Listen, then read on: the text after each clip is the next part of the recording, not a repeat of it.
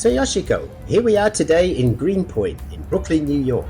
And this has become a very popular residential area and a real hip shopping district in recent years. Yes, and today we are visiting 50 Norman, which is a Japanese retail and dining complex. Inside, there are many different in-shops, and we always find something interesting here to look at, right? I know!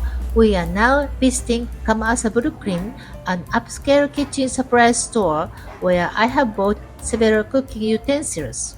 So KAMA-ASA Shoten was founded way back in 1908 in Kappabashi area in Asakusa, Tokyo, as a kitchenware store for professional chefs of that time. Originally, it started selling kama, which means pot to cook rice, and the store was opened in Asakusa. Therefore, Kama and Asa from Asakusa turned to be named KAMA-ASA. Ah, I see. Interesting. Okay. And this is the same wok and ladle I see you using when you cook fried rice at home. Yes, we have introduced 3 different fried rice recipes on our Tokyo Flavors New York Style channel. And both the salmon fried rice and the garlic steak fried rice episodes have been really popular. I like this wok very much, but it is quite heavy. And the store manager, Mr. Komine, said that this is due to the width of the carbon steel edge, which is thicker than other woks. Therefore, it turns out to be heavier. I see. And he explained that the advantage of a heavier wok is that once it's heated, it stays hot when the ingredients are added, so we can cook evenly for longer on a steady high heat. If the wok is thinner and a little bit lighter, once the food is added, the wok cannot keep such a steady high temperature going. Isn't that interesting? And also, food tends to stick to the wok surface if temperature of the pan decreases. So a heavy wok with a thick edge can sometimes be beneficial. Got it. Also, I noticed the handle is also made with the same carbon steel, so I guess that can get hot too. Is there any reason why the handle is not made of wood or something? Yes, these woks are designed for daily use for years in traditional restaurants, which use strong gas flame heat, so wooden or plastic handles would not be suitable or even dangerous. Okay, well that makes sense. So we just have to be careful and use kitchen mittens to hold it when cooking, just like a real chef, right? Yeah. Also, when we wash the wok after cooking, there's another special way to do that, right? Like not using detergent? Yes, Mr. Komine recommends cleaning only with a tawashi, the traditional Japanese scrubbing brush, to wash the wok without using detergent.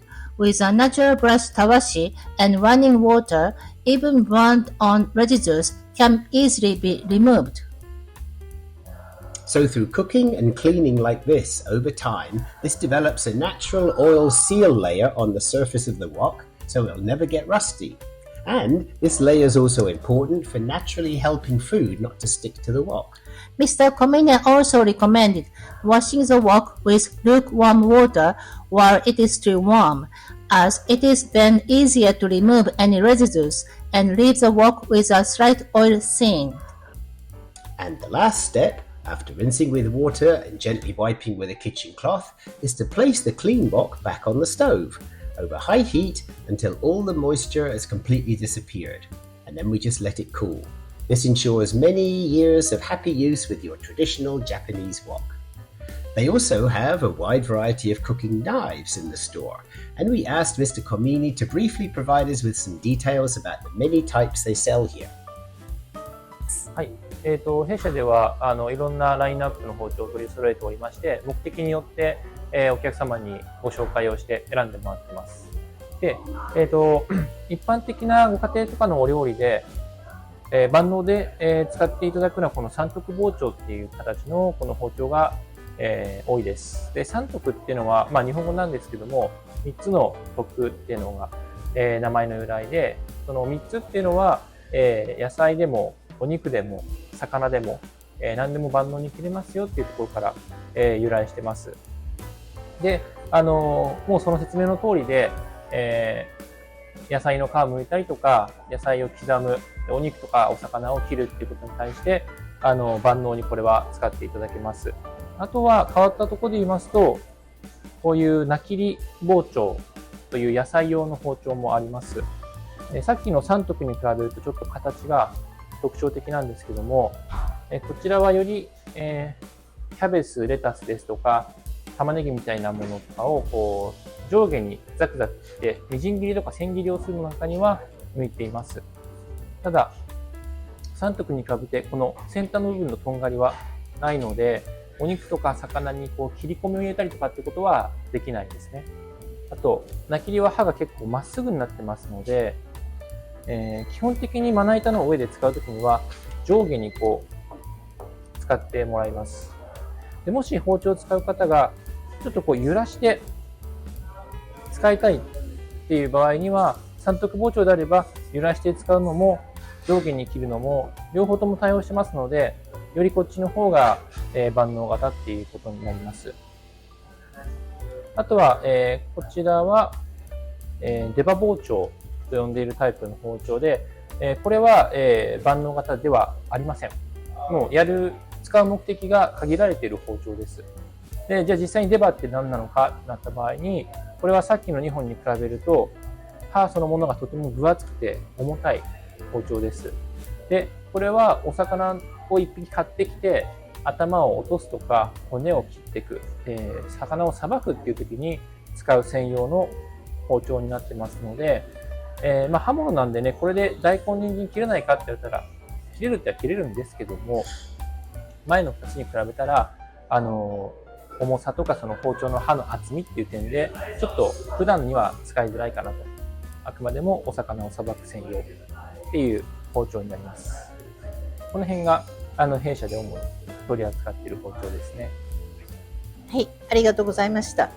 There are so many different items here. Amazing. Look at this, tawashi. Mr. Komini recommended it for washing the wok. Yes, I have these tweezers. They are very useful. Mr. Komine said the manufacturer originally made medical equipment. Interesting. I guess that's why they're so precisely made and such a pleasure to use. That's right. Also, Mr. Komine said this item has been very popular too. Oh, what is that? This is utensil for dissolving miso. It helps miso melt quickly and evenly into soup. Now, this is for grating ginger and garlic, right? Yes, you can also grate fresh wasabi with this, but these are specifically designed for grating fresh wasabi. Wow, they look very different. Yes, when you grate fresh wasabi with these, it becomes very fine and creamy, which brings out a richer aroma. I love wasabi. Now, how about this? This is called a yukihira nabe. It has a thick edge, which helps with heat distribution. And it looks hammered all over. Yes, that makes it more durable, and it's unusual to have a lid for a yukihira nabe. Oh, I see. 今日は本当に貴重なお話ありがとうございました。こちらこそありがとうございました。またこちらに来るお店に来る楽しみが増えました。ありがとうございます。いつでもお待ちしております。Love Japanese food. Let's make it easy at home. Hit subscribe, turn on notifications, and check out our website for more tips and recipes.